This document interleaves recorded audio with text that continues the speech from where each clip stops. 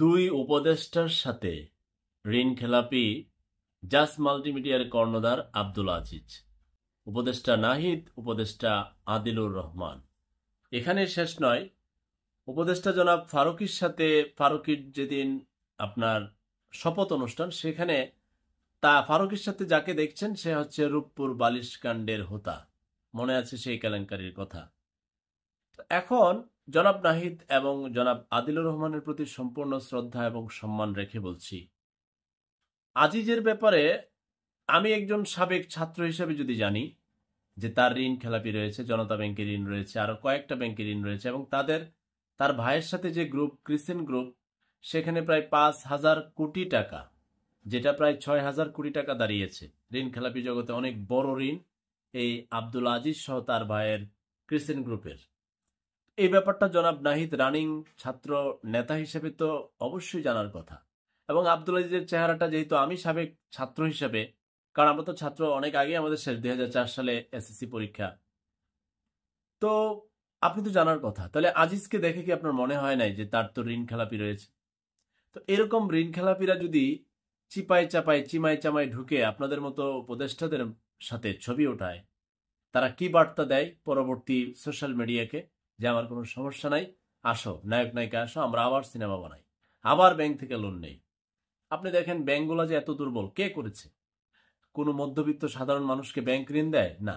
ব্যাংকের বড় বড় কিছু অফিসার আছে, এমাওয়ার পুতেরা কমিশন খায়। টেলিফোনে যে ক্ষমতায় থাকে তার টেলিফোন লয়, আর সে কিছু কমিশন খায়। তারপর মধ্যবিত্ত মানুষের ডিপিএস এর টাকা, এফডিআর এর টাকা, আপনার রানিং টাকা ওরা এদেরকে দিয়ে দেয়। দিয়ে আপনার কতগুলো ব্যাংক, নাম বললে তো অনেক ব্যাংকের নাম বলা যাবে। এখন মানুষ সেই ব্যাংকের দ্বারা দ্বারে ঘুরছে তার পাওনা টাকা, জমানো টাকা আদায় করার জন্য। অথচ ব্যাংক ঋণ দিয়ে দিচ্ছে এরকম আজিজ মার্কা লোকদেরকে।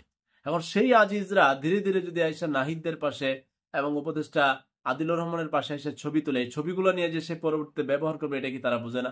যখন রাজনৈতিক দল গণতন্ত্র এবং সংবিধানের দোহাই দিয়ে আইসা বসে, তাদের পাশেও আইসা আসামিরা ছবি তুলে ভিডিও করে, এগুলো নিয়ে সে ব্যবহার করে। এটা তারা জানে না আমি জানি না, কিন্তু এই উপদেষ্টাদের সাথে এই ঋণ খেলাপিরা কিভাবে আশ্রয় নেয়? এরকম রূপপুর বালিশকাণ্ডের হোতা কিভাবে ফারুকীর সাথে আসে, ফারুকীর শপথ অনুষ্ঠানে আসে? বাংলাদেশ কবে ভালো হবে আমি জানি না। এখনো জুলাই আগস্টের এই ছাত্র জনতার ভিডিও চিত্রগুলো যদি দেখেন, কত মায়ের বুক খালি হলো, কত বাবা তার সন্তান হারালো, কত ভাই তার ভাই হারালো, কত বোন তার ভাই হারালো, কত মা তার সন্তান হারালো। এই গল্পগুলো, ভিডিও চিত্রগুলো চোখে দেখে কি মনে হয় না যে একটা বাংলাদেশের জন্য, একটা দুর্নীতিমুক্ত, ঘুষমুক্ত, সিন্ডিকেট মুক্ত, টেন্ডারবাজি মুক্ত, দখলদার মুক্ত, প্রতিহিংসা মুক্ত রাজনীতির জন্য কতবার আর কত মায়ের সন্তান জীবন দিবে ভবিষ্যতে? আর বাংলাদেশকে পুনর্গঠনের জন্য আমার মনে হয় কেউ আর যাবে না। আমার প্রজন্মের কেউ কাউকে তো লিখিত দিয়ে যাবে যে তুই মরবি না, এ দেশের জন্য অন্ততপক্ষে মরবি না, মরলে মাওয়ার পোতায় আবার দেশকে দখল করে নিবে, নানান সিস্টেমে এসে আজিজরা দখল করে নিবে। কি সর্বনাশের দেশ! কি এক, মানে আমি আমার নিজেকে মানে খুব অপরাধী মনে হয় যে আমি বাংলাদেশের নাগরিক হয়েছি, বাংলাদেশে আমার জন্ম হয়েছে, যে দেশে ঘুম থেকে উঠে এবং ঘুমানোর আগ পর্যন্ত শুধু দুর্নীতি দুর্নীতি দুর্নীতি। তো আর কত জনাব নাহিদ, আপনাদের কি হুঁশ আর কবে ফিরবে? আর যারা যারা এখনো দুর্নীতি করছেন, আবারও সব ভুলে গেছেন, ক্ষমতার মসনদে যাবেন বলে চেষ্টায় আছেন, কিংবা গিয়েছেন বলে ভাবছেন, কিংবা এখন যারা উপদেষ্টারা আছেন জুলাই আগস্টে সব ভুলে গেছেন, অন্তত নাহিদ তো ভুলে যাওয়ার কথা না। তো জনাব নাহিদ, আজিজ কিভাবে আপনার পাশে আসলো, আর ফারুকী এই রূপপুর বালিশকাণ্ডের হোতা কিভাবে আপনার শপথ অনুষ্ঠানে, এগুলোর ব্যাখ্যা আশা করে দিবেন এবং এদেরকে দাবরানির উপরে, দৌড়ানির উপরে রাখবেন এবং ব্যাংকের টাকা আদায় করবেন। আর মানুষ ব্যাংকে গিয়ে ঘুরতেছে, ওইগুলোও শুধরাবেন।